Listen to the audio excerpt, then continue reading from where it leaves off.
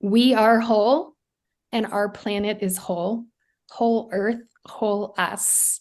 I think that needs to be hashtagged and put out there. We've heard far too much of the language of broken and irreversible. And if you start going to church, the word that comes up a lot is brokenness and sin.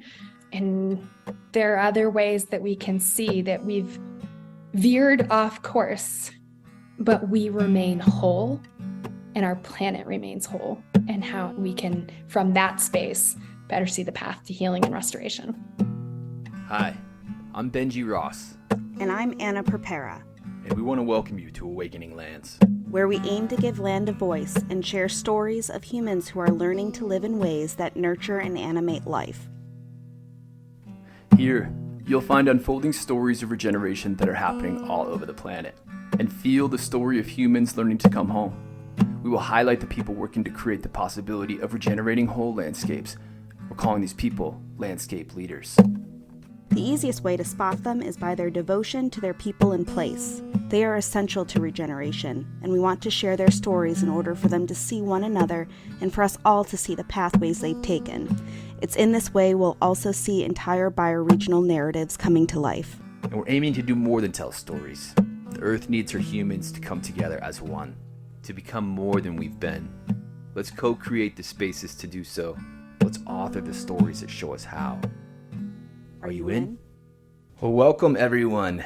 Today, Anna and I are interviewing the dynamic and relentless seeker for how we can all better care for the Earth, Heidi Steltzer. Heidi knows that a just world, an equal world, a sustainable world are all possible. She is an environmental scientist and explorer. She finds awe and wonder in some of the places on Earth that not a lot of people go. If you get the opportunity to meet her, just know that she has some stories about places like Antarctica and remote alpine landscapes. It is her many travels to high latitudes, to the poles, where she's been able to bear witness to our changing Earth. Her approach to sciencing is refreshing. Her priority is not prestige, but something, I'm going to go ahead and say, bigger. She wants to help others so that we can all better use science as a tool to make decisions and engage in practices that are good for all of us. She is an advocate for identifying common ground and mutual understanding, bringing people of all backgrounds together for gathering, connection, and celebration. Most of the time you can find Heidi somewhere in the mountains or deserts surrounding Cortez or Durango, Colorado. She is a resident of the San Juan Rivershed and more broadly the Colorado River Basin. Okay, welcome Heidi. So good to have you. Before we jump into some questions, we like to start things off around here with a little gratitude practice. It sets a nice tone. It gets us synced up into a brighter present moment, open to a brighter future. So would either of you like to start things off? I can start. So today I'm really feeling a lot of gratitude for understanding coworkers, and I would also include Benji in this too. Just people that are there when things are just frustrating and you just need somebody to chat with. I'm very, very grateful for those kinds of people. Nice. Oh, Yeah. I want to be grateful for that too. And, it's nice to vent just a little bit to you, you two, and for you two to get it. Yeah. I am also grateful for how beautiful this fall has been. I haven't gotten outside as much as I would like because I filled my schedule with a lot of things, but it sure has been pretty. Wasn't it? Yeah. I've had the same conversation. I mean, a lot of people are talking about it, but yeah, the cold weather's come on so slow. And we haven't had big wind or rain events. It's unreal. I don't know if it's been a really long time since I've seen colors like this. So yeah, thank you for that reminder. I'm grateful for my dog. I've been spending a lot of time with her, and this yurt has been fairly isolating and fairly lonely at times, but I always have my dog with me. And I just love how much she's always in the moment. She's just always completely in the moment. And there's just something, I mean, she's pretty hedonistic. She's always after treats. She's always after she's food motivated for sure. And so she's a bit obsessive in that way. But for the most part, it's nice to be able to be around somebody that I'm really close to, who's just always there and experiencing what's around and not preoccupied with worries and other stories. And that's just nice, having an animal mind around. So yeah, and then getting into the questions, because of your background in education and like your unique perspective. I mean, you just have so many interesting things to share that can inform the way that the rest of us think.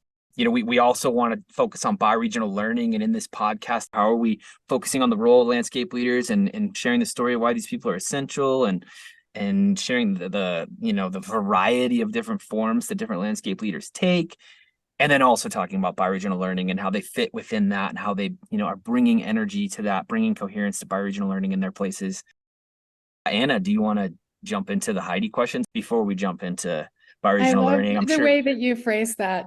I mean, it's just so fun because each of us is such a beautiful, unique entity, being, body, and soul on our planet. I love the idea of being asked Heidi questions, but then I love the idea of that, like, everybody gets to be asked Bill questions and John questions and, Sharina questions and whatever. It's kind of fun to think about it that way. Nice. All right. Let's get into some Heidi questions. Yeah. We have a couple that really fits very well with what you came in with. Yeah, definitely. But I'm thinking, since this is how I know you, I wanted to ask you to kind of talk a little bit about how you integrate pro-social into the scientific field. I know that in the past you've talked about how you feel like pro-social would just improve the scientific approach towards solving meta crises. We're able to collaborate and really get along and break down these silos, how great that would be. But yeah, how do you see pro-social fitting into all of that? And how is it leading your approach?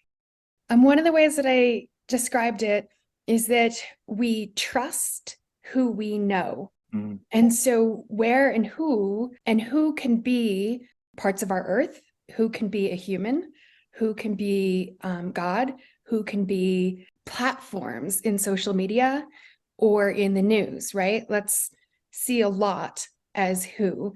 And we trust who we know. So if some way there has been a connection made and we feel resonance, I like the word that Benji used, coherence, connection with one of these many who's, then we start to accept what we receive in knowledge and information and ideas and in energy flow from those who's, and it influences us. And some of the guidance I've gotten in the pro-social spaces and in the psychology spaces is look at who's around you, because that is your energy field. That is who you're attracting, and that is who you're receiving energy from.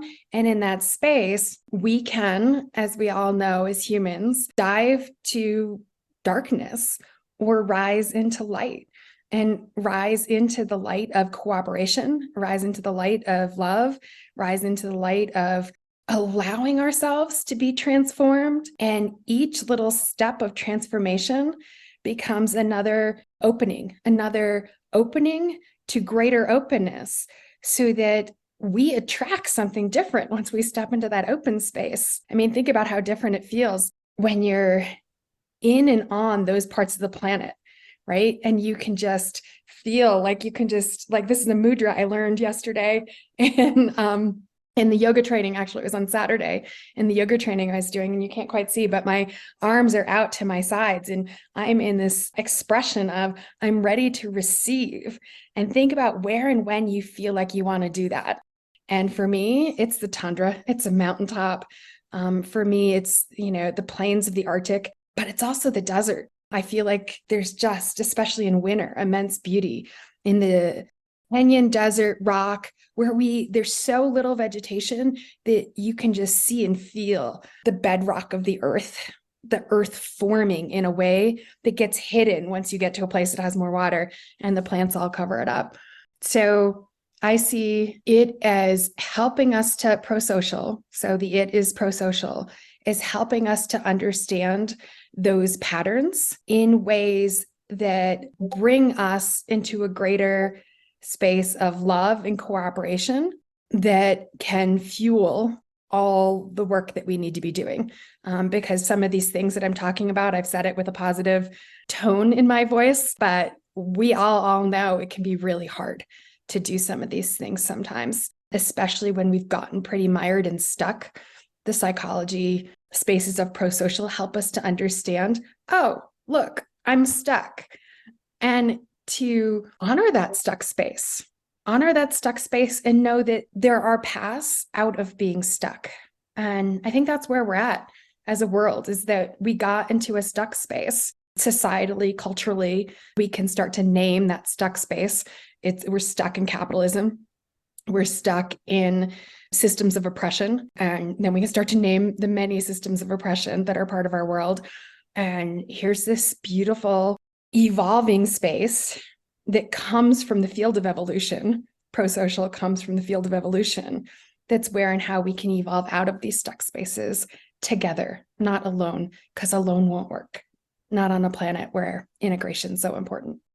Oh, that's such a great answer. And I'm struck by just how you integrate all of these sort of seemingly disparate things, like your spirit, like you have a deep spirituality, and so you bring in science, but you also are a representative of the oppression in science. You have been an outspoken person.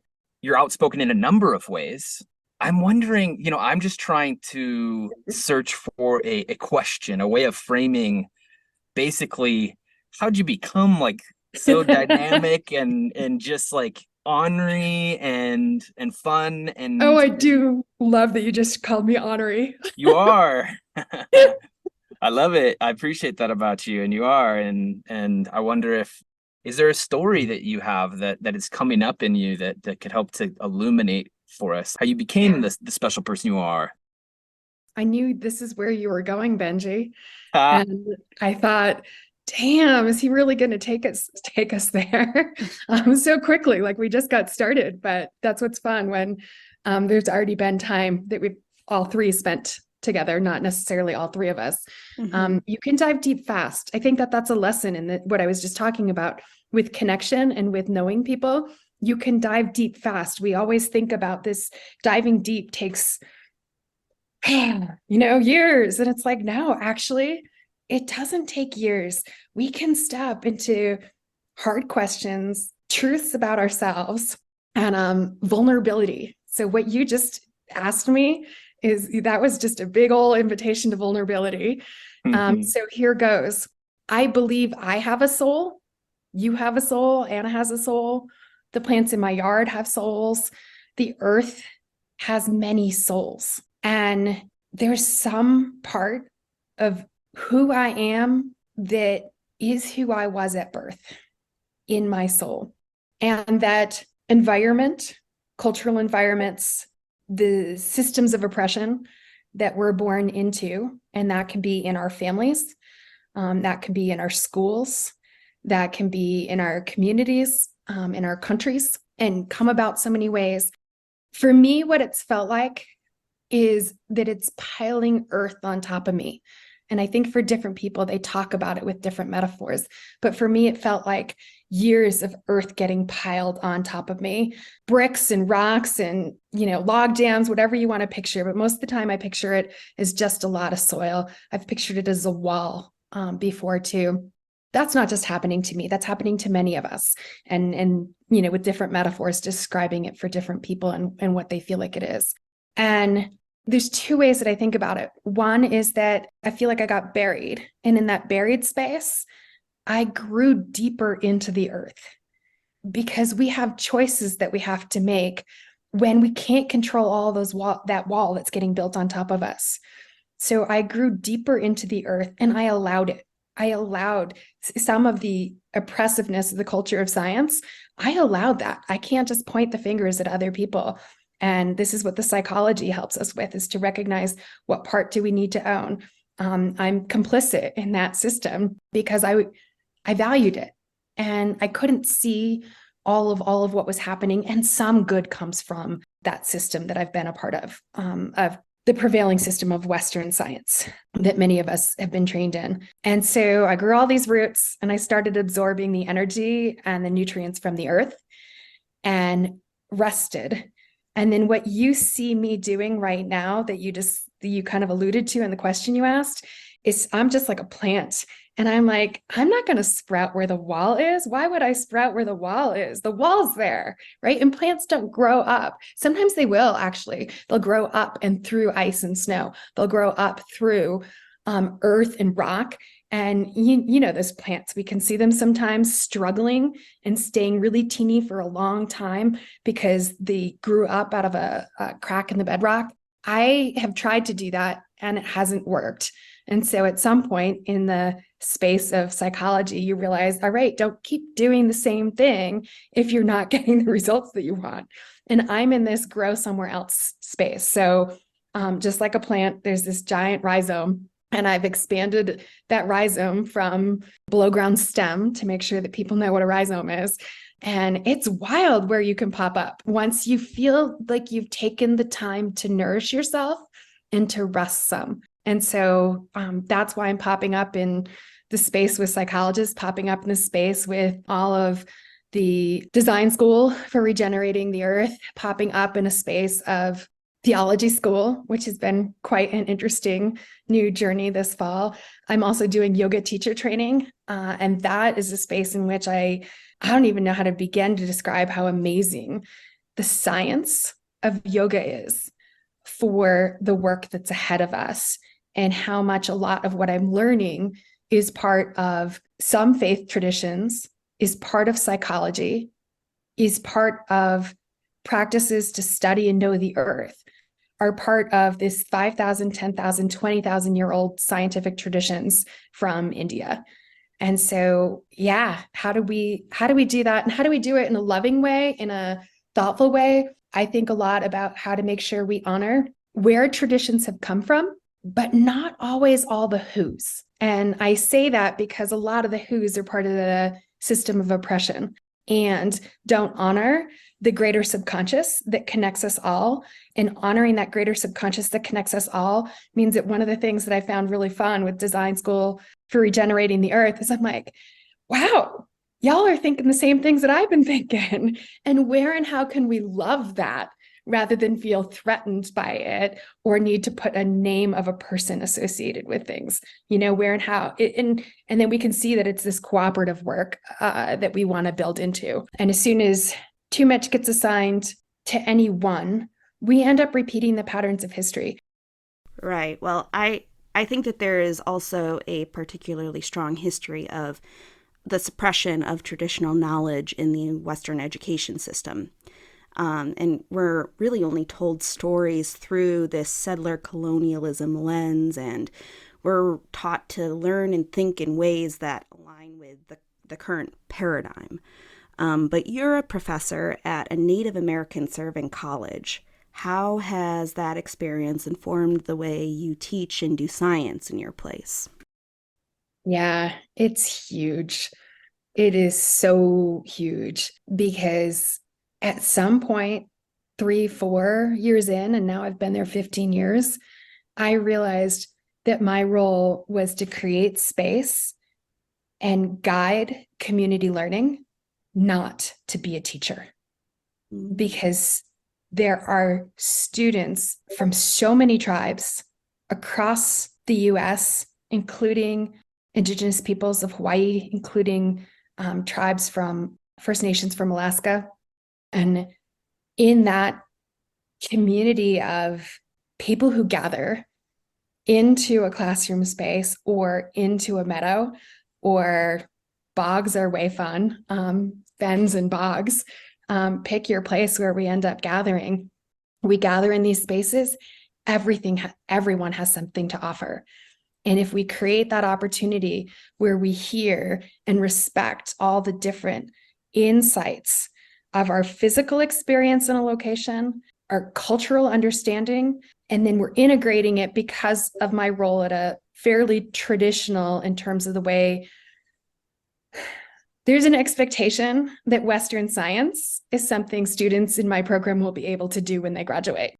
And so where and how do we integrate that in to see that Western science includes all of that, and science can be so much more than Western science alone. And so I feel like that's the way that I can honor the space of helping people understand how they'll navigate into careers and jobs and work with knowing what the prevailing dominant system of science is and understanding it, but then being part of this rising of many of us advocating that science return to its roots. That's the way I've been talking about it. We could talk about restoring science. The tradition of empirical science is since the 1700s. So the Enlightenment, science's divorce from religion took place at that point in time. So that's not that long ago. So when we look to Native American cultures, I had the opportunity to be in Western Alaska with a woman who's Yupik. And there were ways she knew how to science when I walked the land with her that were new to me and that she would never have described as science. Because in her culture and in her language, in the Yupik language, there is no word for science. Because the practice of knowing and moving what we know into action to care for one another in a community, it's what you do. It doesn't need a word like the word science. And so some of it's like, that's part of the space that I've been trying to figure out is when are we in that stuck space that psychologists know how to help us understand, because we don't have the words we need.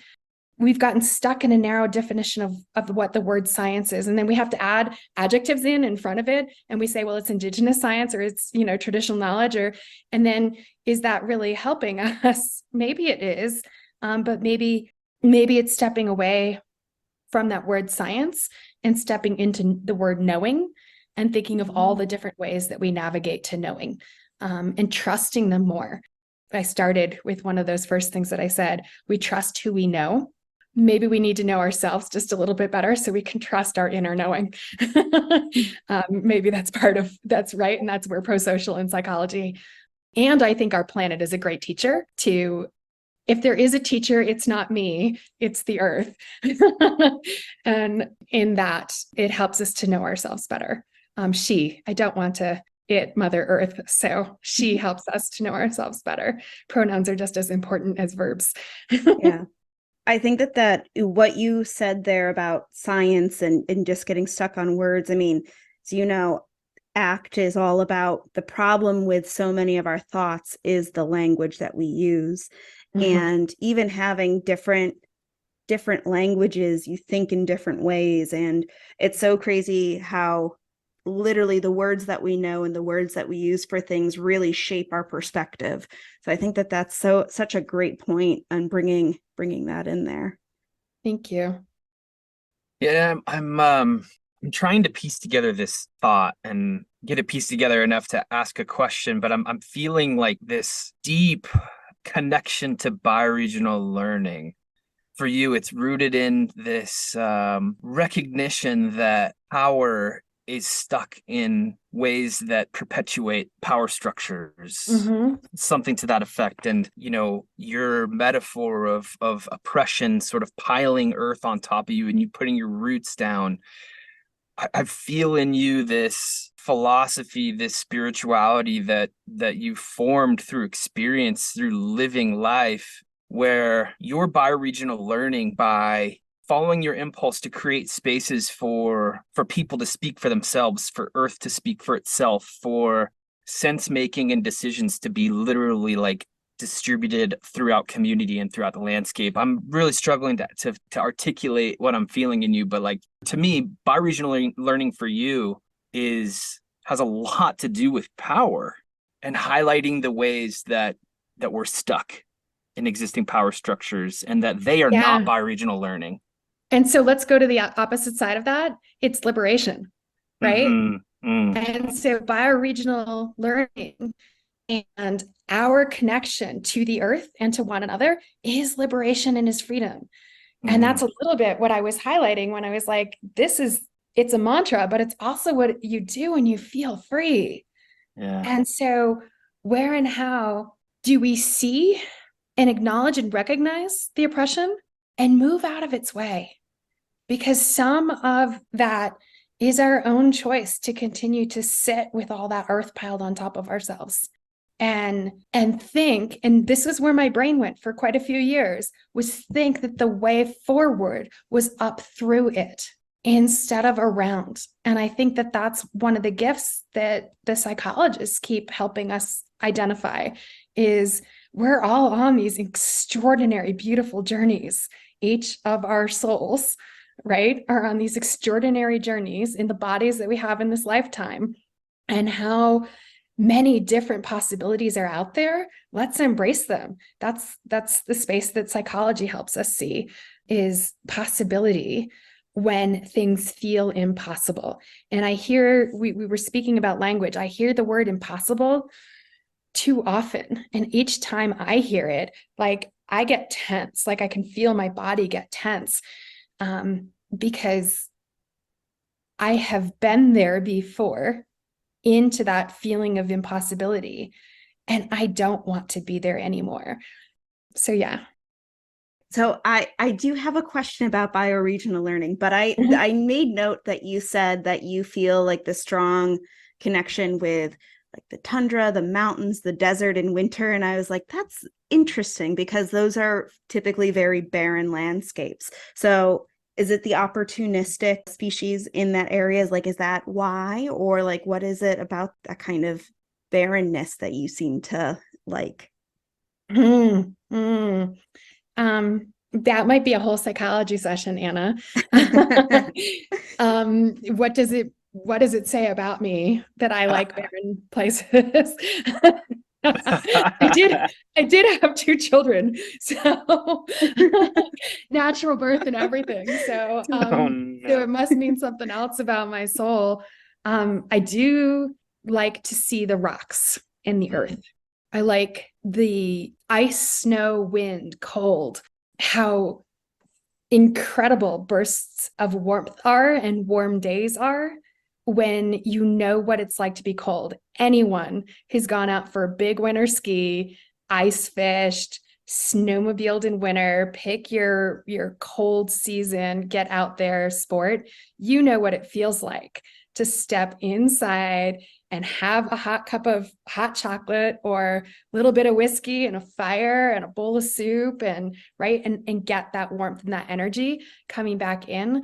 I appreciate, we started with gratitude. I have so much more gratitude for the energy coming in when it's an energy limited part of our globe.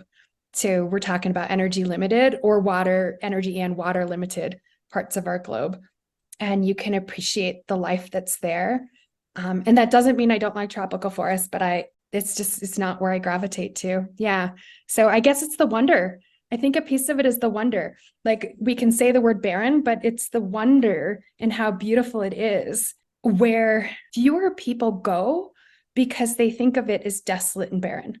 And instead, it's the beauty. And in that, we can bring that forward to bioregional learning, which is we keep hearing so much in the news, so much from people we trust about the desolation of our planet and the tragic loss of species, of ice and snow, of healthy vegetation, of turning over ground through mining practices that brings minerals to the earth that, if buried, aren't putting human and well-being and the lives of other species at risk. And we can hear all of that and feel the feels, see where we feel it in our bodies, know how that's showing up for us. But we also have to see the beauty. If we don't step into the beauty and the wonder and the magic, I've had quite a few conversations with people about using that word as a scientist, and people are like, that's kind of cool. You just said magic. You're a scientist. You're not supposed to say magic. And we will never know everything. It's ego-driven and foolish to think we will get to a place of knowing all of what's magic and mystery about ourselves and our planet And so I think that in that, there's an immense amount of beauty. And when we see and honor that beauty, we can then gravitate towards, right? And that's the ACT space, the acceptance commitment therapy ACT matrix space of then we can start to put it on its side that the ugliness brings us away, but the beauty brings us towards what's showing up in us that's beautiful, what's showing up in community that's beautiful, and how that can return more and more of the beauty to our planet. That's great. I resonate with that really deeply. The appreciation of beauty. I think, speaking of our gratitude ritual we started out with, it helps us to seek a greater potential. It opens us up to that. And I think that's a really big part of, individual spiritual journeys, but also it's a huge part of unlocking landscape scale regeneration. How do communities come together to seek a higher potential? They have to see it. I think that there needs to be that deep appreciation for beauty and wanting to create more of it. And so I wonder if you clearly embody so much of this. You clearly have so much to teach. I'm glad you're a teacher. Bringing it back to bioregional learning, I'm wondering, how do you try to impart some of these perspectives, these ways of being with students? Yeah, so in the space in which I've served as a professor, I teach an introductory environmental science class. And it is a class that students who want to major in environmental science or environmental studies at Fort Lewis College take. So these are students who are saying, in some way, some part of what I learn at this school and what I do when I leave the school is going to be about the environment and the earth and the planet in some way. And I think it's really important that I offer them the space to make choices. Because if I dictate what we do every week in lab, we won't get as far along. Like maybe there'll be a bunch of great experiences that come out of that. But in what we've talked about, if I have a lot of power in the classroom, and the power I have is that I could design the whole curriculum for the whole semester without any student input. And yet I know the students are brilliant, and I know that a key goal I have is empowerment. I'm going to open it up. And so that has been a lot of fun. And I've been doing that for about the class. I've been teaching it for 5 years, maybe 6 years now.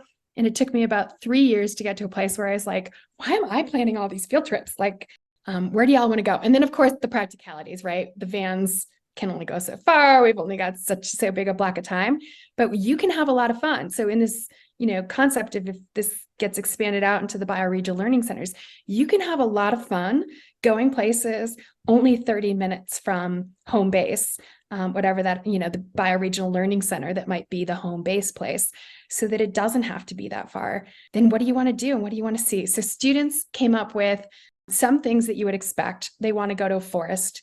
They want to go to, I don't think it's that unusual that they'd want to go to a high elevation wetland fen system. And they had reasons for picking that to get up in the mountains, but also they know that the wetland areas have incredible richness of ecosystem health benefits for human well-being.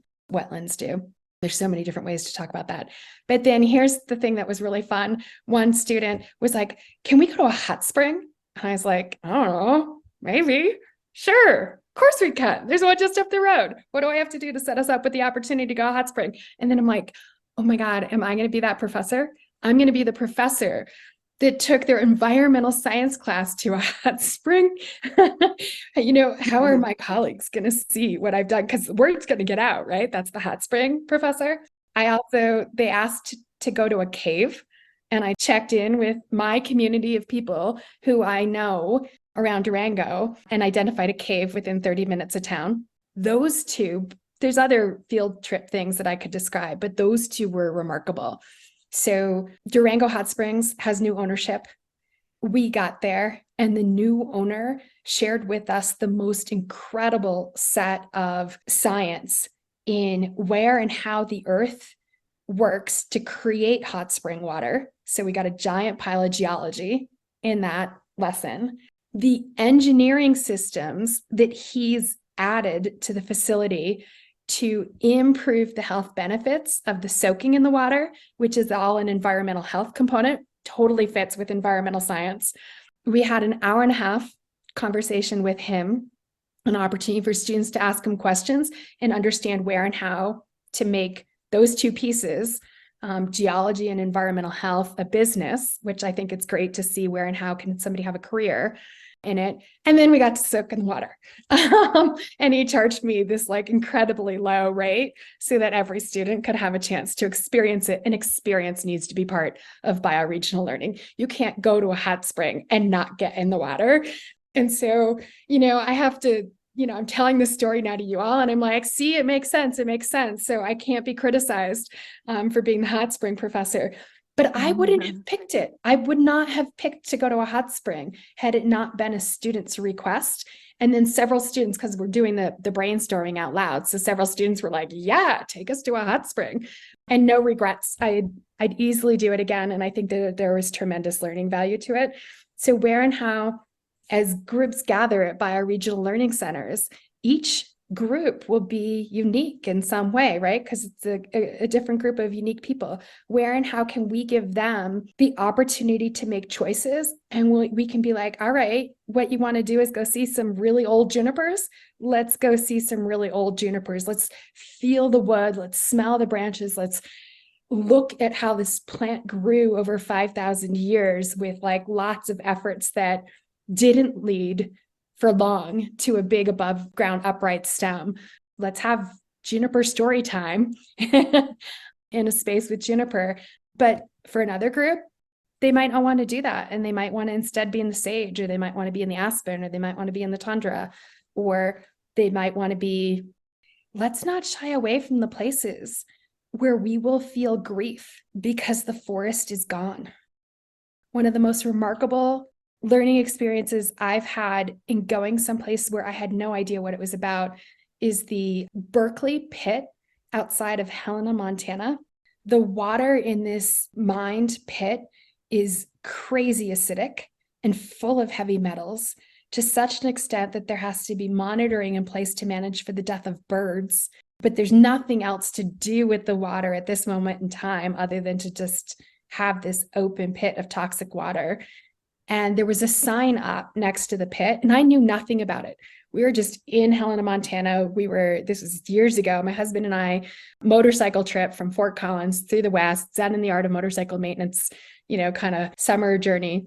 And we ended up at the Berkeley pit, and he's an engineer and I'm an ecosystem scientist. And there's a sign, and the sign says how high the height of the water is in feet and how high it needs to be before there's excess water and it puts the communities nearby at risk of this water moving into the water systems that would affect Butte. Sorry, it's not Helena, it's Butte, Montana, if I remember it right, where the Berkeley pit is. Apologies to Helena, y'all don't want to be claimed for that.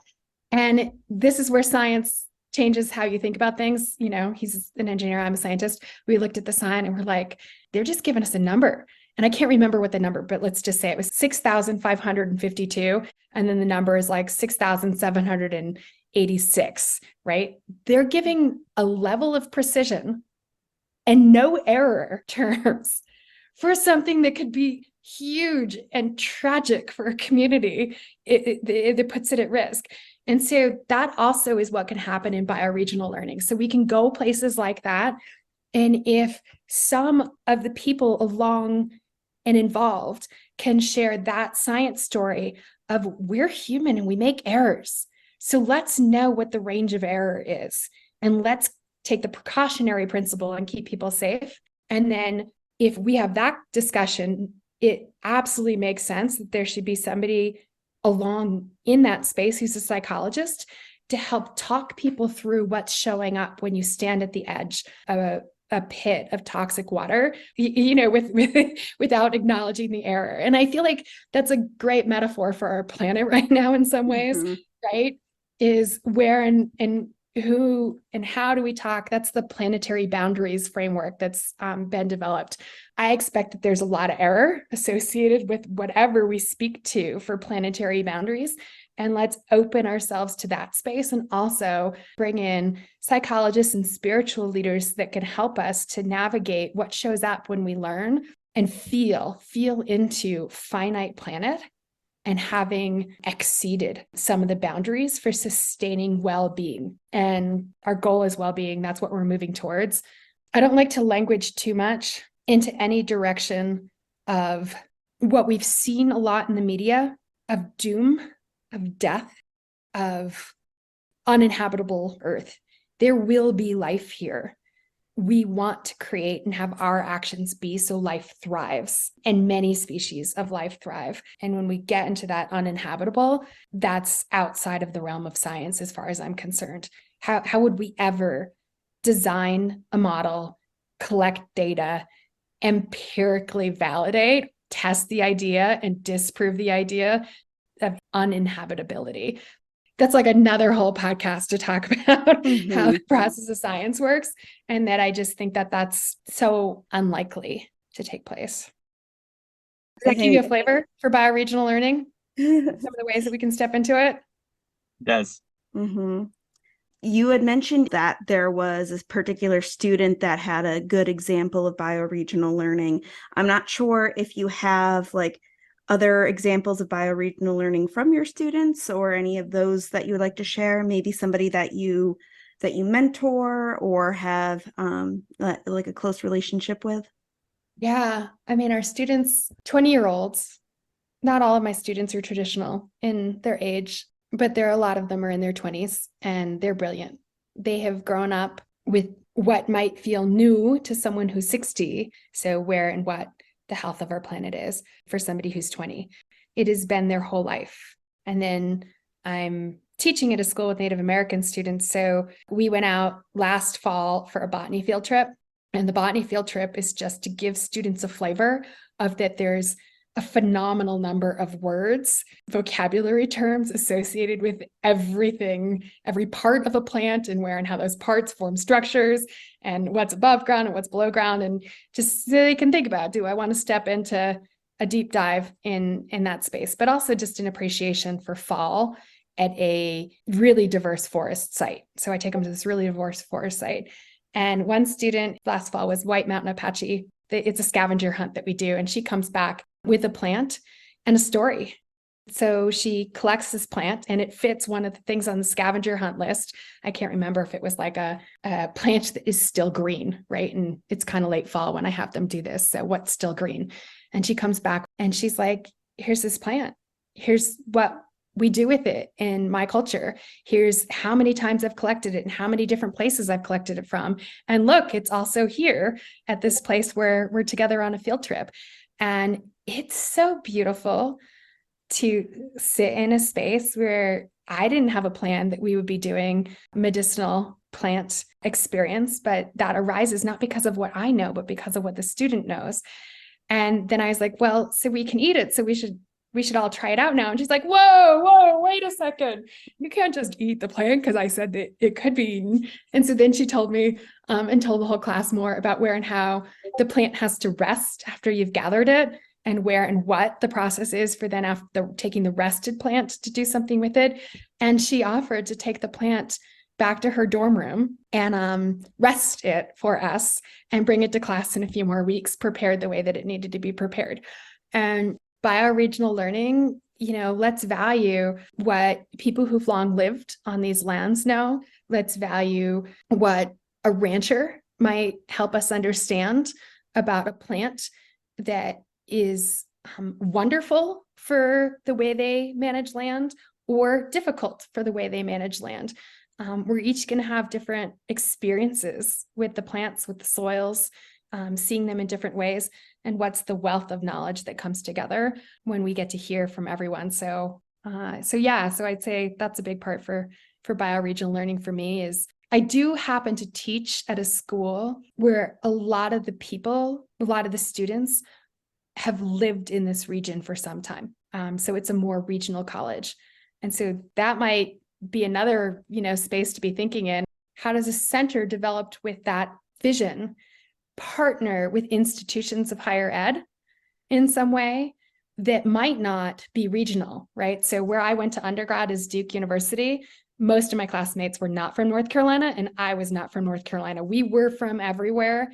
And the knowledge of North Carolina wasn't part of what we were arriving to college with. So it might be a different way that a bioregional learning center serves an institution, partners with it, depending on the context of what that school is good at. Yeah. I do want to sort of shift the bioregional learning conversation a little bit, because I think that one of the challenging things about bioregional learning is bringing in the large Earth systems. People understand it. People understand the importance of being able to think about planetary systems in nested ways as a heuristic, as a way for us to learn how to care for the whole Earth. Like, we have to look at those bigger systems. We have to understand how they function, their states of equilibrium, how they can be pushed like into phase transitions and into different ways of being. We need to be able to understand these big scale systems. One of the things that we're finding to be a persistent challenge is people like think about that and they get it, but they don't hold it. For example, with the Colorado River Basin, landscape leaders that we brought together were enthusiastic about coming together at that scale and talking about regenerating the Colorado. But we get so preoccupied with what's happening locally, it's easy to lose track of that bigger story. It's not present. And I think this is one of the big challenges of like planetary scale regeneration, is thinking at those larger scales. And I know you have some Earth systems in your background. I'm wondering if you have any insights or, I have a couple ideas. Great. One is honor the storytellers, create space for them, because it may be a part of the world that you've never been. I'll name Antarctica.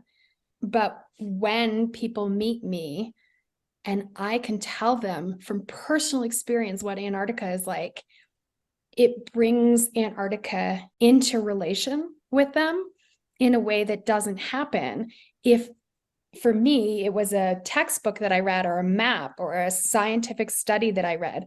What I keep finding in a rural, fairly conservative part of our country is that people want to know where have I been? What have I seen? What have I done? What have I learned through direct experience in a place? So as much as we might say it's problematic to keep having people travel to remote regions of the Earth, it's also problematic to not have people travel to remote regions of the Earth to keep those stories of those places alive for us all.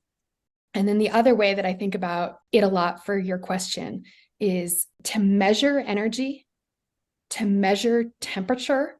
So what does that energy coming in do? What's the work that it does to heat things up, or if it's cold, cool things off? And where and how does that move water and air?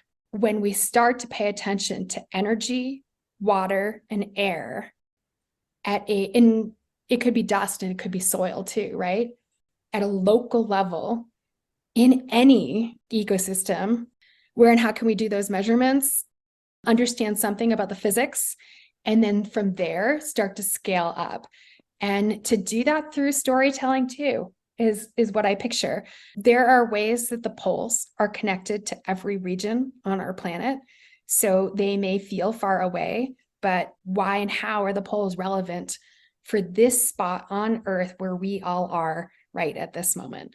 And we could pick a place where Joe lives in Colombia. We could pick a place where I live, a place where Anna lives, and the poles are relevant to each and every one of those places.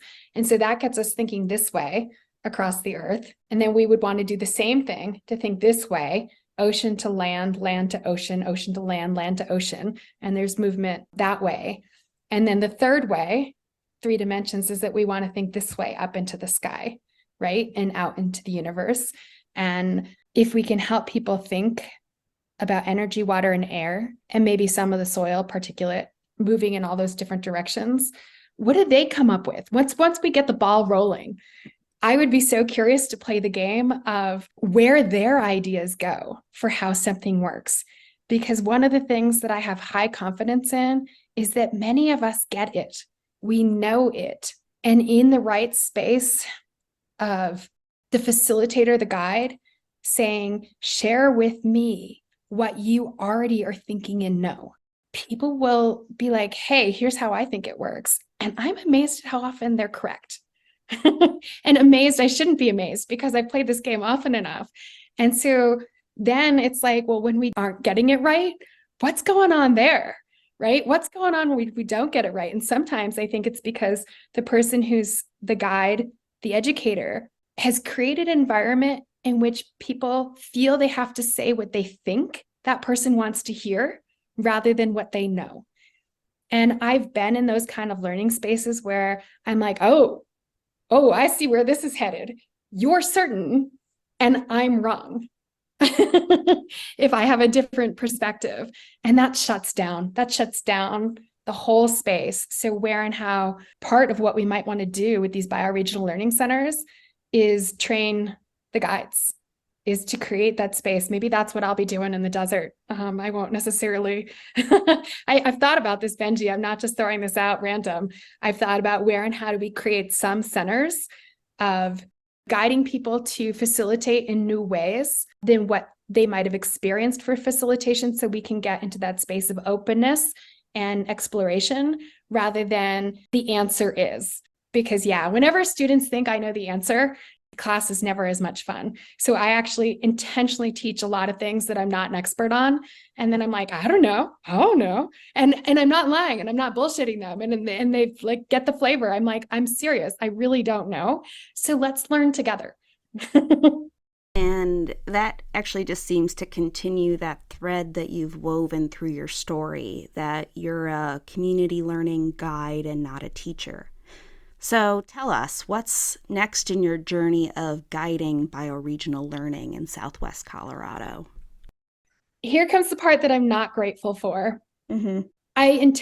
With intention, chose to set up and buy this property for a bioregional learning center in a community that is facing challenges, economic challenges, as well as the impacts of intergenerational trauma of genocide on the native populations of the region. And in a space where people are struggling, people may choose to do something very individualistic for themselves, and that's taking the form of theft. And I've lost some sense of security, of feeling safe there personally, because things have been taken when I haven't been there. I don't know if people will circle back and decide that there's still something else to take. It is interesting to see what's been taken, right? So bikes and scales, and there's plenty of other things. Nobody's taken the books on God. I still have all of those. Or the books on climate change for that matter too. Those don't have resale value, I guess.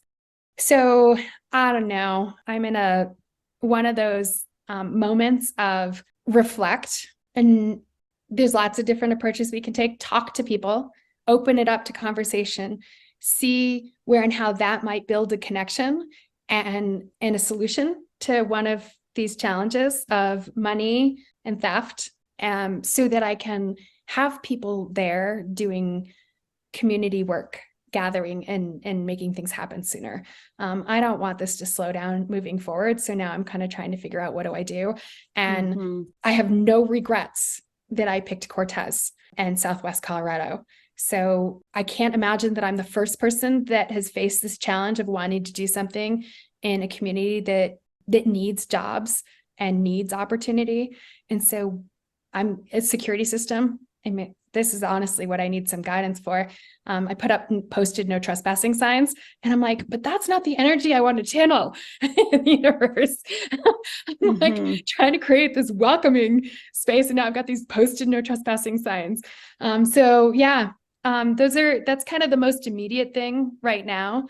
And then where and how some opportunities to grow, and this may sound self-absorbed, but grow my visibility as someone who can speak so that that can be a way that money gets funneled to this property and to a bioregional learning center. So if folks in Denver can invite me to speak and facilitate something, can that then be a path to bringing in money and earning the money and also connecting people in new ways? So I feel like I can picture these things that can happen, and then it's easy to get stuck in that. A lot of times when conferences plan for speakers, they pick people because of that network of who knows who.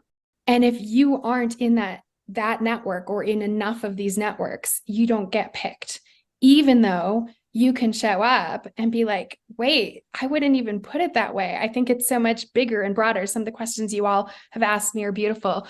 And so I think that that's maybe a space that the design school can be thinking about and pro-social can be thinking about too. I am so grateful, Anna, for the opportunity to speak with pro-social in November. So we've just arrived at like a moment that I can return to how we started with gratitude, because I don't always get invited to do things like that. I haven't prioritized being at a prestigious school, writing a book, or what are some of the other tricks? I haven't landed a TED Talk yet, right? And so where and how do we look for the many? So I'm using myself, and the way that it's not centered on me is that it means that there's many wonderful humans out there with great visionary ideas that we need to be lifting through these networks we have and are responsible for into visibility so that we grow the number of people doing this work. It's so easy for the same person to just show up in every single conference. And it's like, I've already gotten to hear them 10 times. I don't need to hear them again. Yeah. Well, and that's what we hope that this podcast will be for. It's not just internally for the design school. We do want to make it public, and something that you would be proud to show your community, your networks, things like that. And the only other thing I want to add, if there's that kind of classic, is there anything we missed? We are whole, and our planet is whole. Whole Earth, whole us. I think that needs to be hashtagged and put out there. We've heard far too much of the language of broken and irreversible. And if you start going to church, the word that comes up a lot is brokenness and sin. And there are other ways that we can see that we've veered off course, but we remain whole and our planet remains whole, and how we can, from that space, better see the path to healing and restoration. I'd tweet that. I'd put that on a bumper sticker too. Lastly, Heidi, if people want to follow your work, if they want to get in touch with you, are there any ways that we can provide listeners to do so? Yeah, so at Heidi Mountains is me on social, and that would get you to Instagram, and I'm on Facebook, and I'm on LinkedIn. If it's not that, then it's my name, Heidi Steltzer, and in those spaces. I've found social media to be a space that I can personally navigate with less technical skills, but I'm also creating a website. So the website, and it'll feature the Bioregional Learning Center here in Southwest Colorado, should be live by the end of November. It's slow going to get that set up. And then from there, all those places have my email. So from all those places, people can navigate to Dr. Heidi Steltzer at gmail.com. And simple, boring for my email, but hopefully easy to find. Good. Well, thank you so much. It's always nice to talk to you. Yeah, thank you Appreciate so much, you very Heidi. much. Thank you. Thanks for listening. If you're feeling a jolt of inspiration, If you'd like to support Anna and me in our ongoing efforts to tell these stories, you can donate to us on our Patreon at Awakening Lands. Links for all of this can be found in the show notes. Thanks, and please tell your landscape we said hello.